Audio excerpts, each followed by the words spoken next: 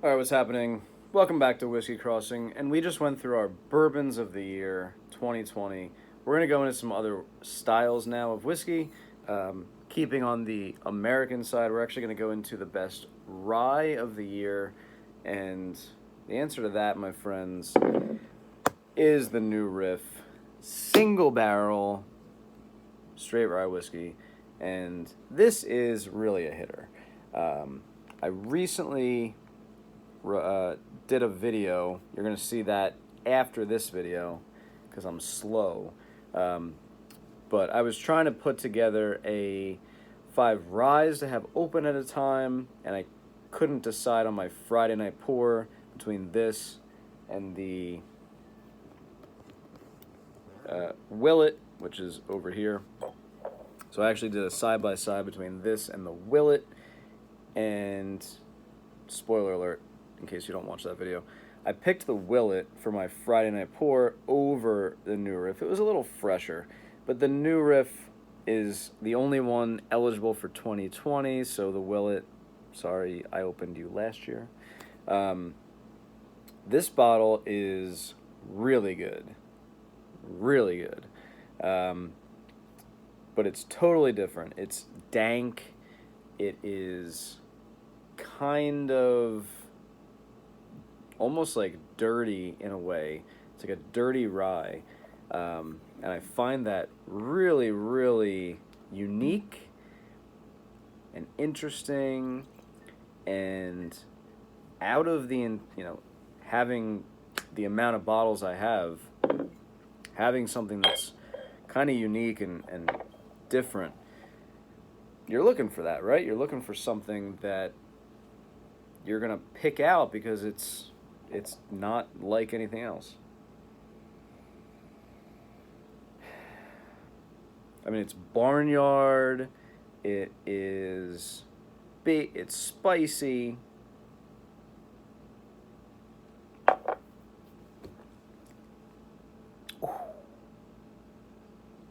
It's so good. So good. This is a great bottle.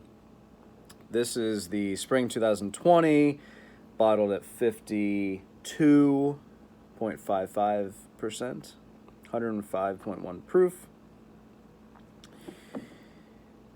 Really, really good. If you haven't tried New Riff, I've had the single barrel rye, and I have the regular straight bourbon. They're all bottled and bond. I'm trying to get more. They don't really have it around me. I've had to get everything shipped. That's not true. They have it in Jersey now. I live in Pennsylvania, but they have it in Jersey now. I've gotten it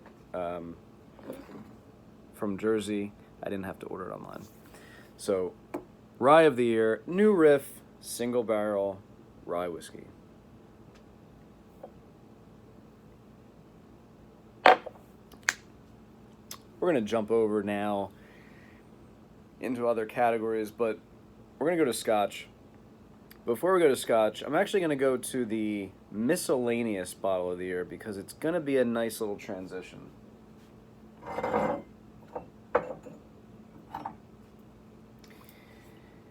This is a bottle I bought at the very end of 2019.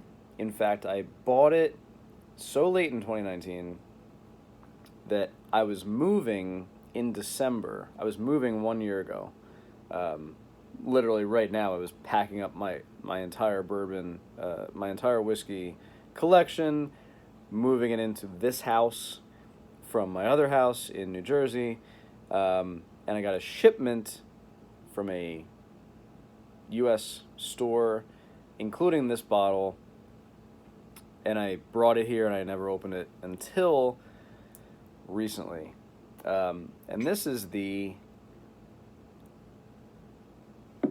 Del Bach Mesquite Smoked Single Malt. This is an Arizona-based distillery, Hamilton Distillers. And this is a bottle that sounded great to me, but I wasn't really expecting a lot, as strange as that may believe. But this is a bottle really that it lived up to the best of my expectations. We're transitioning here from bourbon to Scotch, and we are literally transitioning here from bourbon to Scotch. This bottle is smoky. I mean, it's smoky. It's campfire. It's not unlike these bad boys over here. Some Islas, which we're going to possibly get to in a few minutes. So this bottle really, really does it. Incredible flavor. The smokiness is beautiful. I mean, it's just beautiful. And it's house distilled. They don't source. Proof-wise, we're at 90 proof, so pretty reasonable. But it's got tobacco. It's got some milk chocolate going on.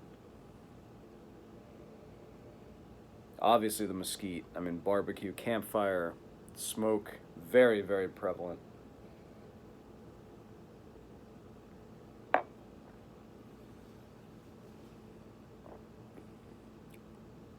It is a little light on the palate. It's a little light. The proof definitely limits it a little bit. The flavor is there. The mouthfeel, the whole experience, not quite there at the 90 proof. But you get the mesquite smoke. I mean, it's really cool. It's really different. It's really delicious. This is one that, I think to share with somebody without kind of blowing them over with the proof. It's a really good one. So this is one that I had to mention. I'm calling it my miscellaneous whiskey of the year, and congrats to the Del Bach mesquite smoked single malt.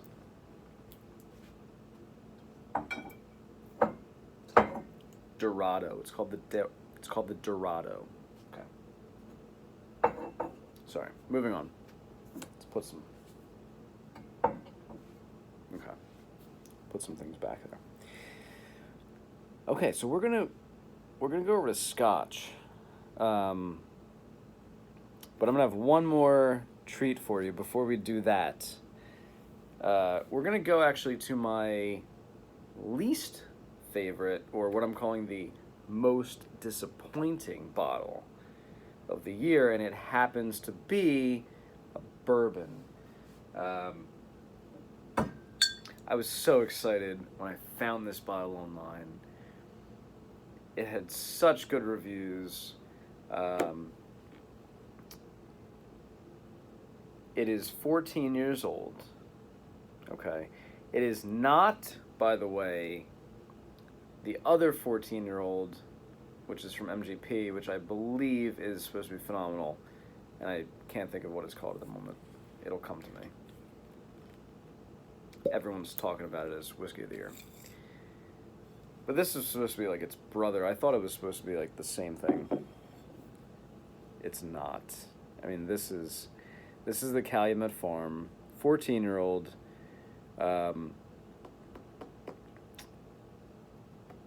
I'm drinking out of a Bourbon Junkies glass tonight. They recommended this one, or they spoke highly of it, alongside Sam Houston. Sam Houston. Also 14 years old. I thought they were similar. Everyone said that the Sam Houston was better. But I thought this one was going to be really good. I found it online. I overpaid for it because it was available. And then I blind tasted it against a $50 Tennessee whiskey.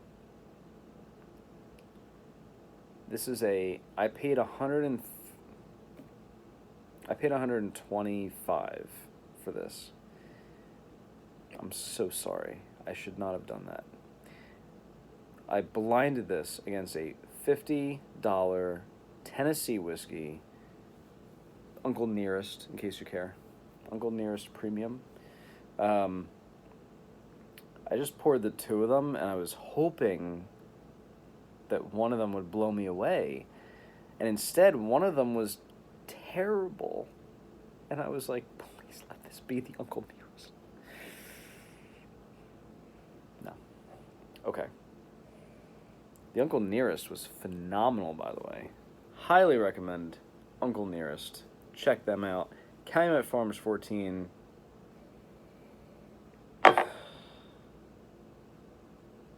It's a pixie stick. I mean, when I buy something 14 years old, I want it aged. I want it mature. I want it complex. This thing is one note. Its one note is pixie sticks. Ugh. Is it pixie sticks? Like cherry pixie sticks. Cherry Robitussin. It's thin. What's the proof on this thing? They give you the mash bill, which is nice. Do they give you the ABV on the bottle? Oh. 96 proof, 48%. It's super thin. The Michter's 10 is lower proof than this, and so much richer. This is supposed to be 4 years old, 4 years older, and more alcohol, and it is so thin, and it is so sweet. And I'm sorry, bourbon junkies, but I don't know what you see in this thing.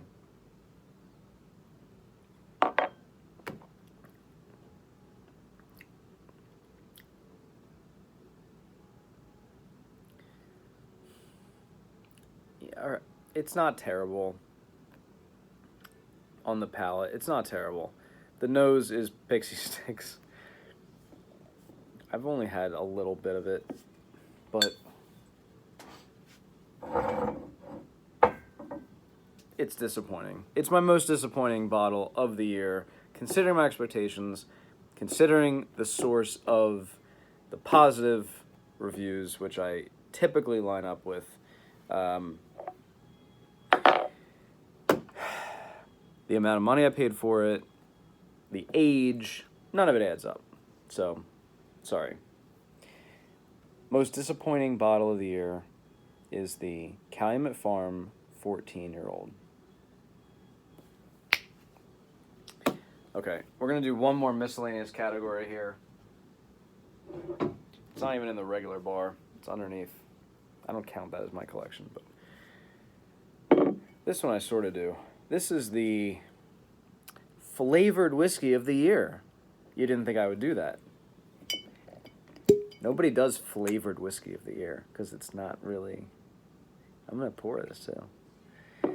Nobody does this because it's not a category that has a lot of contenders. I'm going to mention this was a gift from my father who traveled to Colorado, to Durango, Colorado, to buy this bottle in person and bring it back to me. And this is a honey barrel, not that kind of honey barrel, a honey flavored bourbon. It's a bourbon whiskey blended with Rocky Mountain honey and bottled at 37%. I drank this one time with ice, which I never do. And it was so enjoyable. It was just so enjoyable, you know? This thing is less sweet than the Calumet Farms, for the record.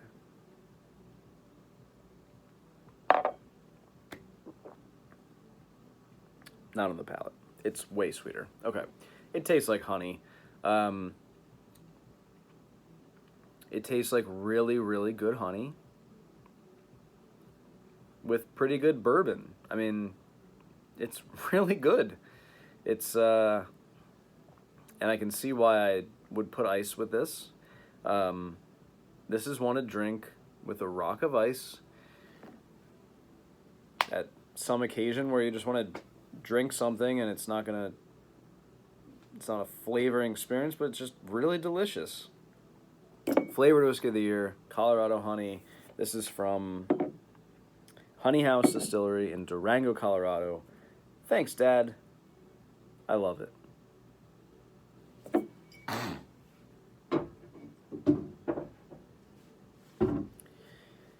Okay, we're going to take a break again. I'm at 15 more minutes.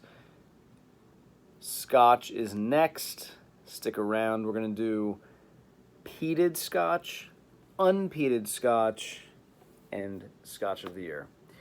And that's all I have on the list, but I might try to think of one more World Whiskey of the Year, which I do not have as of this second, but I might think of one. So you may get 3 Scotch categories and a World Whiskey category in the next video. Stay tuned, and thanks for joining the Whiskey Crossing. I'll see you in a minute.